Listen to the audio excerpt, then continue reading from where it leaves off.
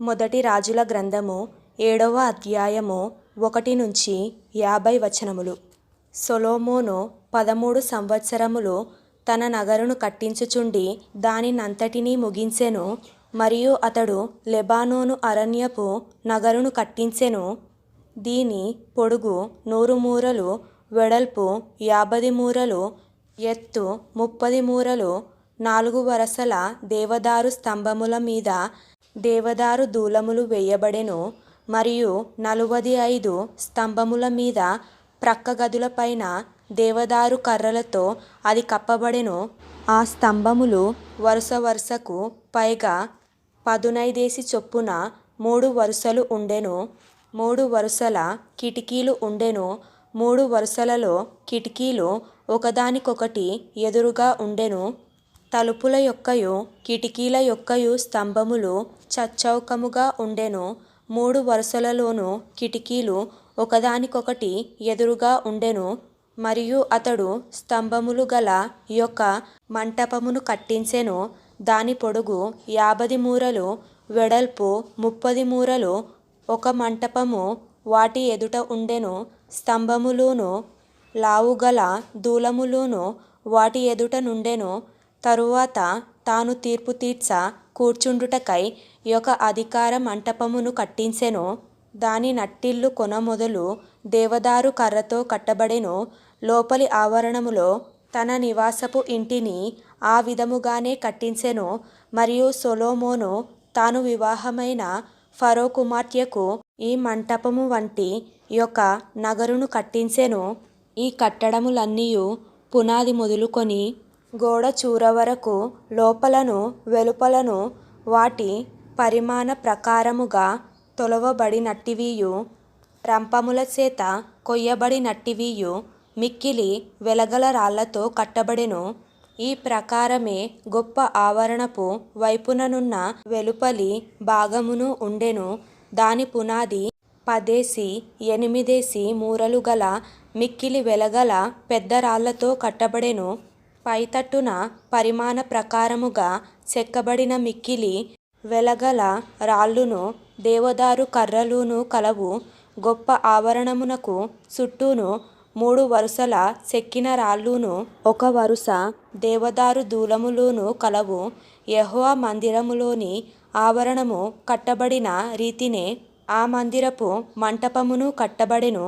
రాజైన సొలొమోను తూరు పట్టణములో నుండి హీరామును పిలువనంపించెను. ఇతడు నఫ్తాలి గోత్రపు విధవరాలి కుమారుడై యుండెను. ఇతని తండ్రి తూరు పట్టణపు వాడగు ఇత్తడి పనివాడు. ఈ హీరాము పూర్ణ ప్రజ్ఞగల బుద్ధిమంతుడును. ఇత్తడితో చేయు సమస్తమైన పనులలోనూ బహు చమత్కారపు పనివాడునై యుండెను. అతడు సొలొమోను నొద్దకు వచ్చి అతని పని అంతయు చేసెను. ఏమనగా అతడు 2 ఇత్తడి స్తంభములు పోతపోసెను. ఒక్కొక్క స్తంభము 18 మూరల నిడివి గలది, ఒక్కొక్కటి 12 మూరల కైవారము గలది. మరియు స్తంభముల మీద ఉంచుటకై ఇత్తడితో 2 పీటలు పోతపోసెను. ఒక పీట యొక్క ఎత్తు 5 మూరలు, రెండవ పీట యొక్క ఎత్తు 5 మూరలు. మరియు స్తంభముల మీదనున్న పీటలకు అల్లిక పని వంటి పనియు గొలుసు పని దండలును చేయబడెను. అవి పీటకు 7 కలిగియుండెను. ఇలాగున అతడు స్తంభములను చేసి మీది పీటలను కప్పుటకు చుట్టూను అల్లిక పని 2 వరుసలు దానిమ్మ పండ్లతో చేసెను. ఈ ప్రకారముగా అతడు 2వ పీటకును చేసెను. మరియు స్తంభముల మీది పీటలు 4 మూరల మట్టుకు తామర పుష్పము వంటి పనిగలవై యుండెను. మరియు 2 స్తంభముల మీదనున్న పీటల మీది అల్లిక పని దగ్గరనున్న ఉబ్బెత్తుకు పైగా దానిమ్మ పండ్లుండెను. 200 దానిమ్మ పండ్లు ఆ పీట మీద వరుస వరుసలుగా చుట్టూ నుండెను. ఈ స్తంభములను అతడు పరిశుద్ధ స్థలపు మంటపములో ఎత్తించెను. కుడి పార్శ్వపు స్తంభమును ఎత్తి దానికి యాకీను అను పేరు పెట్టెను.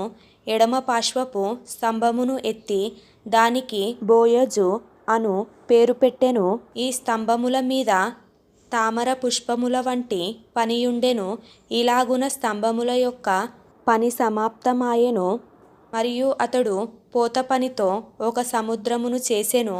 అది ఈ తట్టు పై అంచు మొదలుకొని ఆ తట్టు పై అంచు వరకు 10 మూరలు, అది 5 మూరల ఎత్తుగలదై గుండ్రముగా ఉండెను.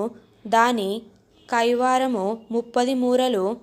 దాని పై అంచునకు క్రింద చుట్టూను గుబ్బలుండెను.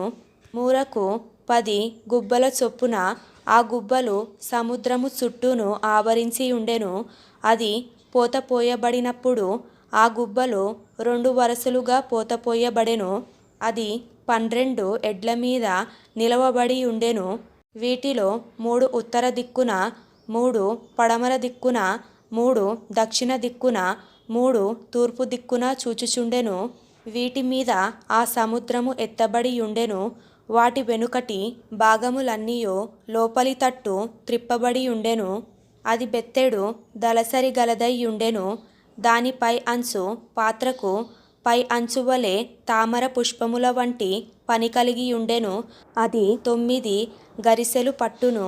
మరియు అతడు 10 ఇత్తడి స్తంభములు చేసెను. ఒక్కొక్క స్తంభము 4 మూరల పొడుగు, 4 మూరల వెడల్పు, 3 మూరల ఎత్తు కలిగి ఉండెను. ఈ స్తంభముల పనిరీతి ఏదనగా వాటికి ప్రక్క పలకలు కలవు. ఈ ప్రక్క పలకలు జవల మధ్య ఉండెను. జవల మధ్యనున్న ప్రక్క పలకల మీద సింహములును, ఎడ్లును, కెరూబులును ఉండెను. మరియు జవల మీద అలాగుండెను. సింహముల క్రిందను, ఎడ్ల క్రిందను వ్రేలాడు దండల వంటి పని కలిగి ఉండెను. మరియు ప్రతి స్తంభమునకు 4 ఇత్తడి చక్రములు, ఇత్తడి ఇరుసులును కలిగియుండెను. దాని 4 మూలలను దిమ్మలు కలవు. ఈ దిమ్మలు తొట్టి క్రింద అతికిన ప్రతి స్థలము దగ్గర పోతపోయబడెను. మరియు దాని మూతి పై పీట యందును మీదను మూరెడు నిడివి. అయితే మూతి క్రింద స్తంభము పని చొప్పున గుండ్రముగా ఉండి మూరన్నర నిడివి. మరియు ఆ మూతి మీద ప్రక్కలు గల చెక్కిన పనులు గలవు. ఇవి గుండ్రనివి గాక చచ్చౌకముగా ఉండెను. మరియు ప్రక్క పలకల క్రింద 4 చక్రములు కలవు. చక్రముల ఇరుసులు స్తంభములతో అతకబడి ఉండెను. ఒక్కొక్క చక్రము మూరెడున్నర నడివి గలదై ఉండెను. ఈ చక్రముల పని రథచక్రముల పని వలె ఉండెను. వాటి ఇరుసులును, అడ్డలును, పూటీలును, ఆకులును పోత పనివై ఉండెను. ఒక్కొక్క స్తంభపు 4 మూలలను 4 దిమ్మలు కలవు. ఈ దిమ్మలును స్తంభమును ఏకాండముగా ఉండెను. మరియు స్తంభమును పైని చుట్టూను జేనెడు ఎత్తుగల గుండ్రని బొద్దు కలిగియుండెను. మరియు స్తంభమును పైనున్న జవలును ప్రక్క పలకలును దానితో ఏకాండముగా ఉండెను. దాని జవల పలకల మీదను దాని ప్రక్క పలకల మీదను అతడు కెరూబులను, సింహములను, తమాల వృక్షములను ఒక్కొక్క దాని చోటున బట్టి చుట్టూను దండలతో వాటిని చెక్కెను. ఈ ప్రకారము అతడు 10 స్తంభములను చేసెను. అన్నిటి పోతయును పరిమాణమును రూపమును ఏకరీతిగా ఉండెను. తరువాత అతడు 10 ఇత్తడి తొట్లను చేసెను. ప్రతి తొట్టి 720 తులములు పట్టున్నది. ఒక్కొక్క తొట్టి 4 మూరలు.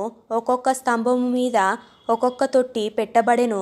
మందిరపు కుడి పార్శ్వమున 5 స్తంభములను, మందిరము యొక్క ఎడమ పార్శ్వమున 5 మట్లను అతడు ఉంచెను. సముద్రమును దక్షిణమునకు ఎదురుగా తూర్పు తట్టున మందిరము యొక్క కుడి పార్శ్వమున ఉంచెను. మరియు హీరాము తొట్లను, చేటలను, గిన్నెలను చేసెను. ఈ ప్రకారము హీరాము రాజైన సొలొమోను ఆజ్ఞను బట్టి యెహోవా మందిరపు పని అంతయు ముగించెను.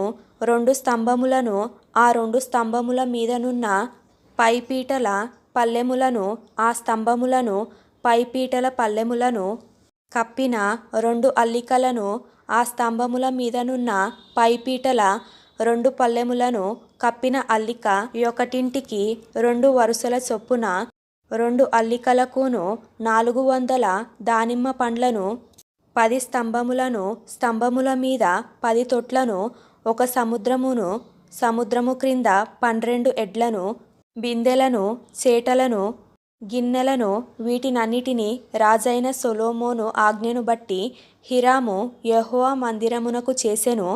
ఈ వస్తువులన్నీయు మెరుగుపెట్టిన ఇత్తడివై ఉండెను.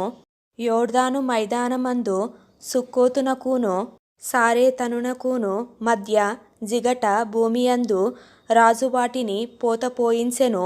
అయితే ఈ ఉపకరణములు అతి విస్తారములైనందుకు సొలొమోను ఎత్తు చూచుట మానివేసెను. ఇత్తడి యొక్క ఎత్తు ఎంతైనది తెలియబడకపోయెను. మరియు సొలొమోను యెహోవా మందిర సంబంధమైన తక్కిన ఉపకరణములన్నిటినీ చేయించెను. అనగా బంగారపు బలిపీఠమును, సముఖపు రొట్టెలనుంచు బంగారపు బల్లలను, గర్భాలయము ముందర కుడి పార్శ్వమున 5ను, ఎడమ పార్శ్వమున 5ను, 10 బంగారపు దీపస్తంభములను, బంగారపు పుష్పములను, ప్రమిదలను, కారులను, మేలిమి బంగారపు పాత్రలను, కత్తెరలను, గిన్నెలను, ధూప కలశములను, అంతర్మందిరమును, అతి పరిశుద్ధమైన స్థలము యొక్క తలుపులకును, మందిరమను ఆలయపు తలుపులకును కలిగిన బంగారపు బందులను, వీటన్నిటినీ చేయించెను. ఈ ప్రకారము రాజైన సొలొమోను యెహోవా మందిరమునకు చేసిన పని అంతయు సమాప్తమాయెను. మరియు సొలొమోను తన తండ్రి అయిన దావీదు ప్రతిష్ఠించిన వెండిని, బంగారమును, ఉపకరణములను తెప్పించి యెహోవా మందిరపు ఖజానాలో ఉంచెను.